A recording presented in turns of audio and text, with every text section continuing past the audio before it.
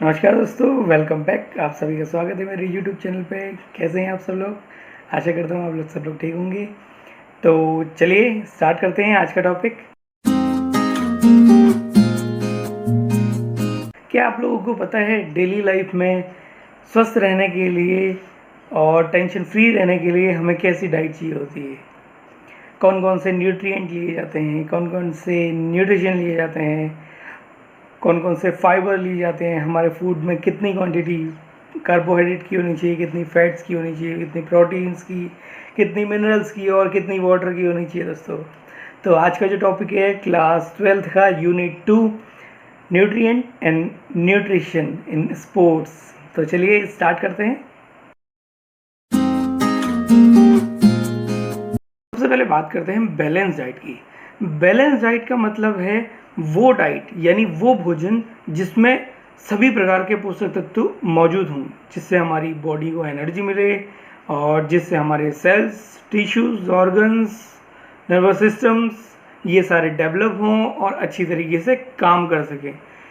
उसी को कहते हैं बैलेंस डाइट। बात करते हैं हमको डेली कितने कैलोरी की ज़रूरत होती है। तो मैं आपको बता दूं कि हमारी बॉडी के हर 1 किलोग्राम वेट को, यानी सपोज हमारी बॉडी का वेट 50 केजी है, तो 1 किलो वेट को 1 घंटे में 1.3 कैलोरी की ज़रूरत होती है। तो चलिए मैं इसको आपको बोर्ड में करके दिखाता हूँ। देखिए, जो बेसिक एनर्जी है, अगर किसी व्यक्ति का वेट 50 केजी है तो उसको पूरे दिन में जो कैलोरी की ज़रूरत होती है वो ज़रूरत होती है, पहले तो 1 घंटे में देख लेते हैं।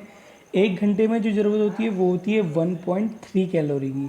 यानी 50 किलो का जो आदमी है उसको ज़रूरत है 1.3 कैलोरी की 1 घंटे में। तो इसको इंटू करते हैं 24 घंटे से। तो यानी 24 घंटे की जो 50 किलो का व्यक्ति है उसको 24 घंटे में जो कैलोरी चाहिए होती है वो चाहिए होती है 1560 यानी 1560 कैलोरीज की। अब बात करते हैं अगर आप वर्कआउट कर रहे हैं। अगर आप वर्कआउट कर रहे हैं और आप प्लेयर हैं तो आपके वेट के 2 किलो को, यानी अगर आपका वेट 50 केजी है तो आपके 2 किलो को जो ज़रूरत होगी वो कैलोरी की ज़रूरत होगी 8.5 कैलोरी की। कैसे और कितनी? करते हैं एक्स्ट्रा एनर्जी की। अगर किसी का वेट 50 केजी है और वो वर्कआउट करता है तो उसको 2 घंटे में, जो वर्कआउट करता है उसको ज़रूरत होगी उसके वेट के, यानी 1 किलो वेट में 2 घंटे वर्कआउट करता है तो उसको ज़रूरत होगी 8.5 कैलोरी की। तो यानी अगर 8.5 और 2 घंटे वर्कआउट करता है यानी वो 50 किलो का आदमी है तो उसको कैलोरी की ज़रूरत होगी, वो होगी 850 कैलोरी। अब बात करते हैं अगर कोई एथलीट पूरे दिन में 2 घंटे वर्कआउट करता है तो उसको कितनी एनर्जी की ज़रूरत होगी। तो हमने सबसे पहले बेसिक एनर्जी निकाली थी, उसके बाद निकाली थी हमने एक्स्ट्रा एनर्जी।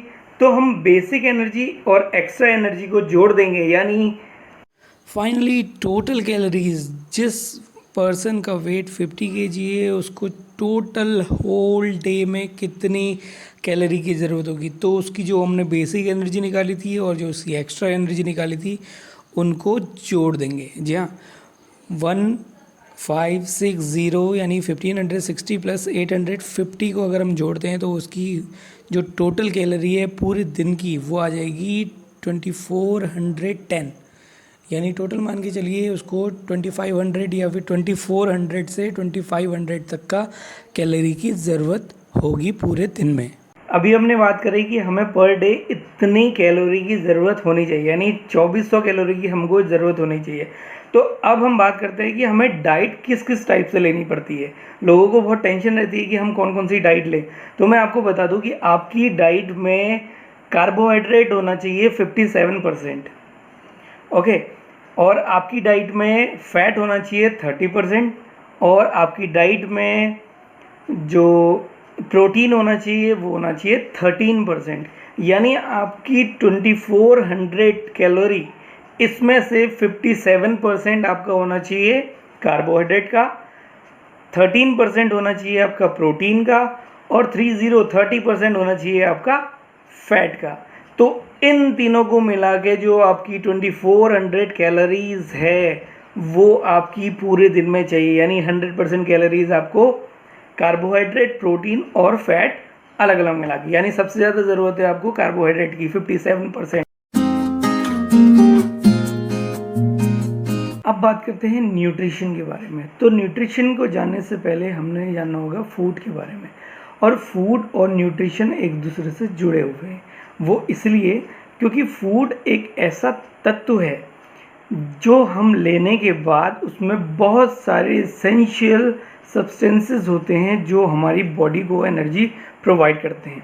और न्यूट्रिशन एक प्रोसेस है जिसके द्वारा हमारी बॉडी में एनर्जी मिलती है और हमारे जो सेल्स, टिश्यू, ऑर्गन्स डेवलप होते हैं। न्यूट्रिएंट्स वो केमिकल सब्सटेंसेस हैं जो हमारे फूड में मौजूद रहते हैं और हमें एनर्जी प्रोवाइड करते हैं। ये अलग अलग फॉर्म में होते हैं, जैसे carbohydrate, protein, fat, minerals, vitamins, fibres, roughage, बहुत सारे होते हैं। तो चलिए इनके बारे में बात करते हैं।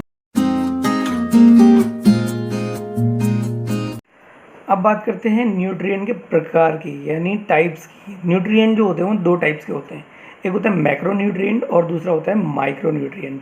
तो माइक्रो मीन्स होता है कम यानी सूक्ष्म, और मैक्रो मीन्स होता है ज़्यादा। यानी मैक्रो और माइक्रो दो अलग अलग, यानी किसी की ज़्यादा, मैक्रो मीन्स ज़्यादा और माइक्रो मीन्स कम। यानी मैक्रो जिस न्यूट्रिएंट की हमें ज़्यादा ज़रूरत होती है उसे बोलते हैं मैक्रो न्यूट्रिएंट, और जिसकी कम ज़रूरत होती है उसको बोलते हैं माइक्रो न्यूट्रिएंट। तो माइक्रो न्यूट्रिएंट में हमारे आते हैं विटामिन्स, मिनरल्स और ट्रेस एलिमेंट्स। और जो मैक्रो है, मैक्रो में आते हैं carbohydrate, fat, protein and water.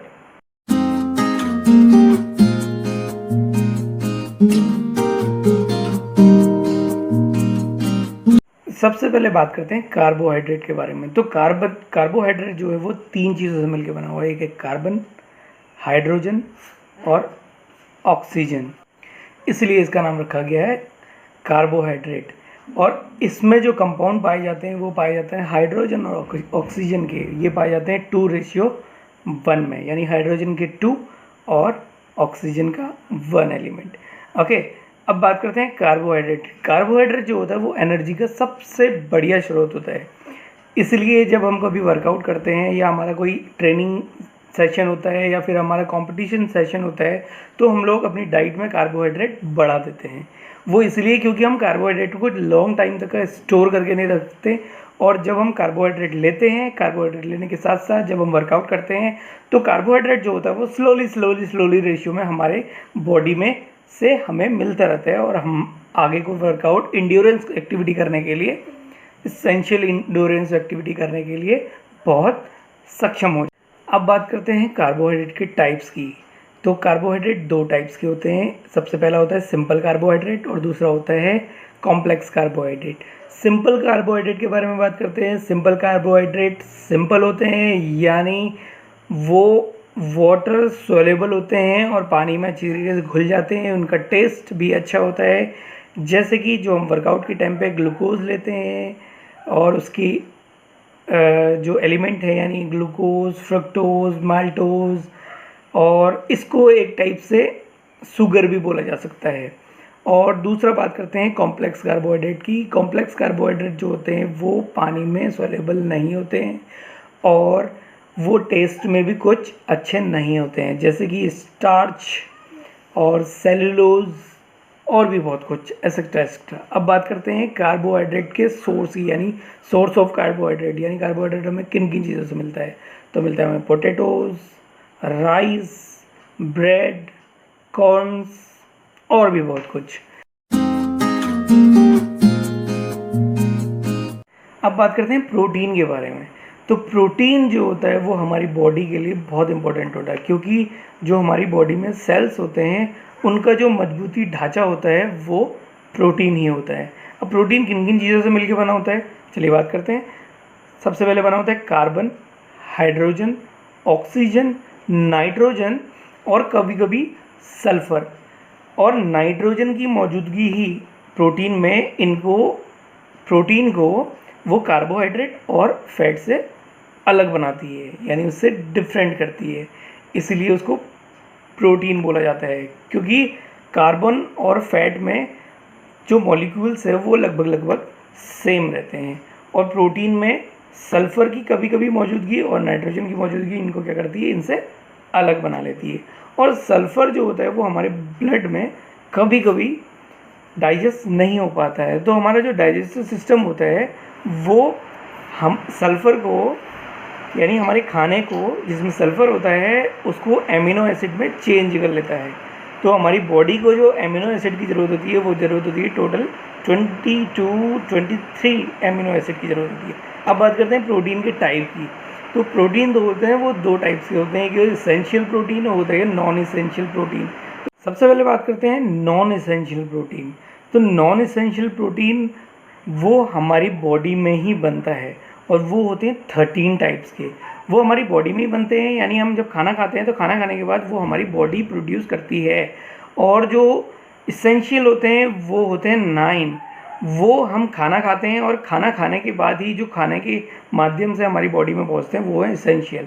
यानी टोटल होते हैं वो 13 + 9, यानी 20 से 23। कभी कभी 13 होते हैं, कभी कभी 11 होते हैं, कभी कभी 10 होते हैं।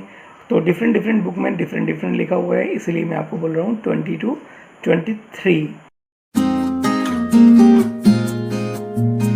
अब बात करते हैं फैट्स की। तो फैट्स जो है हमारी बॉडी में एनर्जी का बहुत ही तगड़ा स्रोत है, क्योंकि फैट को हम स्टोर करके रख सकते हैं। यानी अगर हम कोई भी कार्बोहाइड्रेट खाते हैं और वर्कआउट नहीं करते हैं तो वो चेंज हो जाता है किसमें, फैट में। यानी फैट के 1 ग्राम की जो एनर्जी होती है वो कार्बोहाइड्रेट के 2 ग्राम की। यानी कार्बोहाइड्रेट अगर हम 2 ग्राम खाएंगे और फैट हम 1 ग्राम लें तो सेम एनर्जी होगी, ठीक है। तो अब बात करते हैं फैट्स की। फैट्स को हम धीरे धीरे वर्कआउट में लाने के बाद एनर्जी के रूप में ले सकते हैं। और अब बात करते हैं जो फैट्स 2 टाइप्स के होते हैं, एक होते हैं सैचुरेटेड और एक होते हैं अनसैचुरेटेड। सैचुरेटेड जो फैट होते हैं वो उसमें कार्बन के एटम्स हाइड्रोजन के एटम्स से पूरी तरीके से घुले रहते हैं, वो होते हैं सैचुरेटेड। और अनसैचुरेटेड में जो कार्बन के एटम्स होते हैं वो हाइड्रोजन के एटम्स से पूरी तरह से घुले नहीं रहते, क्योंकि जो फैट है वो भी मिलके बना हुआ है कार्बन, हाइड्रोजन और ऑक्सीजन से, ठीक है। इसके बाद और भी होते हैं मोनोसैचुरेटेड और पॉलीसैचुरेटेड। ये आप केमिस्ट्री में पढ़ेंगे, उसमें सिंगल बॉन्ड और डबल बॉन्ड होता है, ठीक है।